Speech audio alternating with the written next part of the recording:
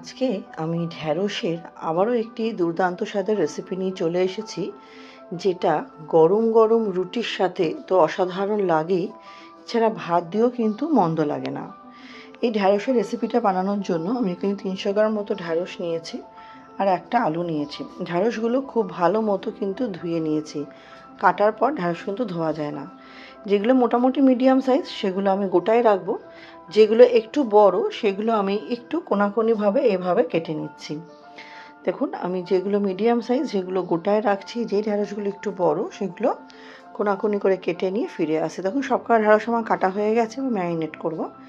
তার জন্য স্বাদ অনুযায়ী নুন, হাফ চামচ হলুদ, আর আমি 2 চামচ মতো বেসন রোস্ট করে রেখেছিলাম, একটু ড্রাই রোস্ট করে রেখেছিলাম, সেটা দিয়ে ঢ্যাঁড়সটা মেখে রাখছি। বেসনটা অবশ্যই ড্রাই রোস্ট করে ব্যবহার করার চেষ্টা করবেন, কাঁচা বেসনটা দেবেন না। দিয়ে ঢ্যাঁড়সটা খুব ভালো মতো ম্যারিনেট করে নিচ্ছি। ম্যারিনেট করাতে কী হবে, ঢ্যাঁড়সের যে ওটা যে স্লিপারি ভাব সেটা কিন্তু লক হয়ে যায়, সেটা কিন্তু আর বেরোয় না। অন্যদিকে কড়াই চাপিয়ে দিয়ে তার মধ্যে দিয়ে দিলাম হচ্ছে 2 থেকে 3 চামচ তেল। এই তেলেই পুরো রান্নাটা হবে, সর্ষের তেল দিয়েছি আমি।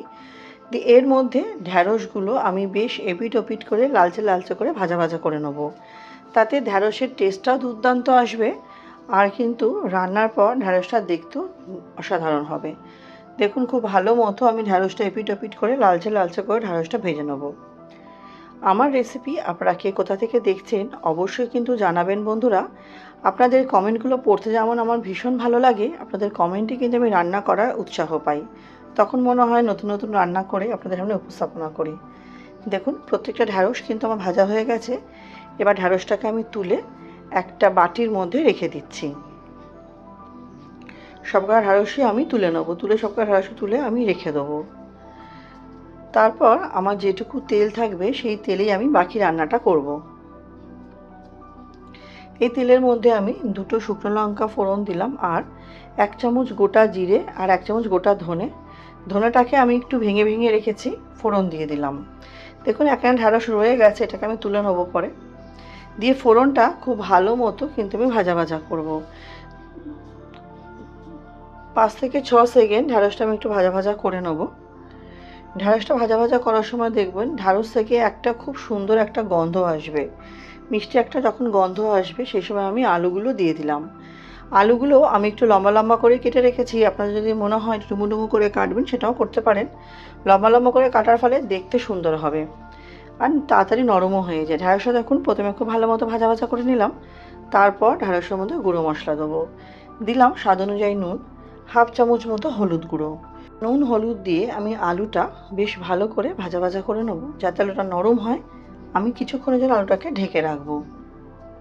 ওই মিনিট 2-3 মতো আলুটাকে ঢেকে রাখবো, তাতে আলুটা আমার খুব সুন্দরভাবে কিন্তু নরম হয়ে যাবে। এতে আলুটা খেতেও কিন্তু ভীষণ ভালো হবে। দেখুন, আলুটা আমার কিছুক্ষণ ঢেকে রাখার পর খুব সুন্দরভাবে আলুটা কিন্তু আমার নরম হয়ে গেছে। এই পর্যায়ে আলুর মধ্যে দিয়ে দেবো হচ্ছে আমি হাফ ইঞ্চি আদা আর 2টো কাঁচা লঙ্কা আমি থেতো করে রেখেছিলাম, সেটা দিয়ে প্রথমে তেলের মধ্যে একটু ভালো মতো ভাজা ভাজা করে নেব, যাতে আদা কাঁচা লঙ্কার কাঁচা গন্ধটা চলে যায়। তারপরে আলুর সাথে মশলাটাকে আমি মিশিয়ে নেব। দেখুন, এবার আলুর সাথে মশলাটা আমি মিশিয়ে নিয়েছি। এবার আমি আরও কিছু গুঁড়ো মশলা দেবো। তার মধ্যে দেবো আমি হাফ চামচ মতো ধনে গুঁড়ো, হাফ চামচ মতো জিরে গুঁড়ো, আর কাশ্মীরি লঙ্কার গুঁড়ো আমি দেবো কিন্তু হাফ চামচ। দিয়ে সমস্ত মশলাটা খুব ভালো মতো কষিয়ে নেবো আলুর সাথে। আমি যে ভেন্ডিটা ম্যারিনেট করে রেখেছিলাম বেসন আর নুন হলুদ দিয়ে, সে ম্যারিনেট করার পর বেসনগুলো ভাজার পর থালার মধ্যে আমার কিছুটা বেসন রয়ে গেছিলো, ওই ধরুন 1 চামচ মতো হবে। সে বেসনটা কিন্তু এর মধ্যে আমি দিয়ে দিলাম। বেসনটা দিয়ে খুব ভালো মতো আমায় কিন্তু মশলার সাথে কষিয়ে নিতে হবে, যাতে মশলা কাঁচা গন্ধটা আমার চলে যায়। দেখুন, খুব ভালো মতো কষিয়ে নিচ্ছি যাতে আমার মশলাটা পুড়ে না যায়। এর মধ্যে আমি দিয়ে দেবো হচ্ছে খুব সামান্য একটু জল।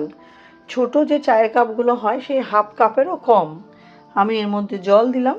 জল দিয়ে আলুটা ভালো মতো নাড়িয়ে চাড়িয়ে নিয়ে মিনিট 4 মতো এটাকে আমি ঢেকে দেবো, যাতে আলুটা আমার খুব সুন্দরভাবে সেদ্ধ হয়।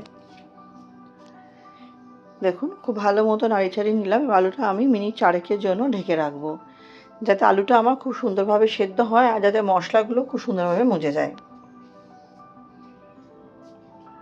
মিনিট 4 পর ফিরে আসছি। মিনিট 4 পরে দেখুন মশলাটা খুব সুন্দর কষে গেছে, আলুটাও কিন্তু খুব সুন্দরভাবে আমার সেদ্ধ হয়ে গেছে। এই পর্যায়ে আমি ভেজে রাখা ভেন্ডিগুলো দিয়ে দেবো। ভেজে রাখা ভেন্ডিগুলো দিয়ে খুব ভালো মতো আমাকে মিশিয়ে নিতে হবে।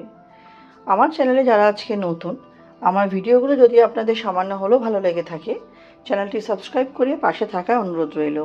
পাশে থাকা বেল আইকনটি প্রেস করে অল নোটিফিকেশানটা অন করে দেবেন, যাতে আমি চ্যানেলে নিত্য নতুন যখনই রেসিপি আপডেট করব সবার আগে আপনাদের কাছে নোটিফিকেশান পৌঁছে যাবে। পুরনো বন্ধুদের অনেক ধন্যবাদ পাশে থাকার জন্য, এবং রেসিপিটি ভালো লাগলে অবশ্যই পরিবার বন্ধুবান্ধবের সাথে শেয়ার করে দেবেন। আপনাদের একটা শেয়ার বা একটা লাইক আমাদের জন্য অনেক বেশি গুরুত্বপূর্ণ, আমাদের এগিয়ে যেতে অনেক সহযোগিতা করে। এটা দিয়ে কষিয়ে নেওয়ার পর এটাকে আমি ঢেকে রাখবো মিনিট 2 মতো, যাতে ভেন্ডিটাও খুব সুন্দরভাবে আমার আলুর সাথে মিশে যায়।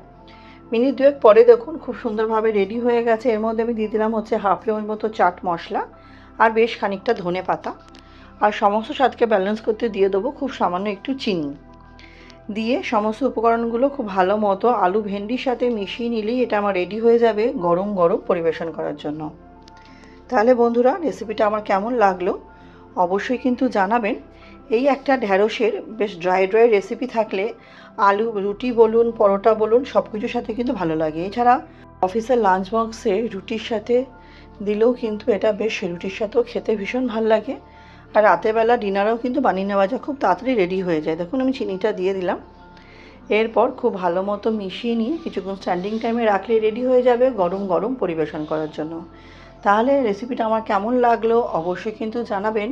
আপনাদের কমেন্টে অপেক্ষায় থাকবো। আমার সাথে ভিডিওটি শেষ অবধি ধৈর্য ধরে দেখার জন্য আপনাদের সবাইকে অসংখ্য ধন্যবাদ। আজকের মতো আমার রেসিপিটা তো কমপ্লিট হয়ে গেছে। এবার আমি আপনাদের অবশ্যই পরিবেশন করে দেখাবো যে কতটা অসাধারণ হয়েছে দেখতে। তাহলে আজকের মতো ভিডিওটা আমি এখানেই শেষ করছি। নেক্সট দিন আবার হাজির হব নতুন কোনো রেসিপির সাথে। সবাই খুব ভালো থাকবেন, সুস্থ থাকবেন, সাবধানে থাকবেন।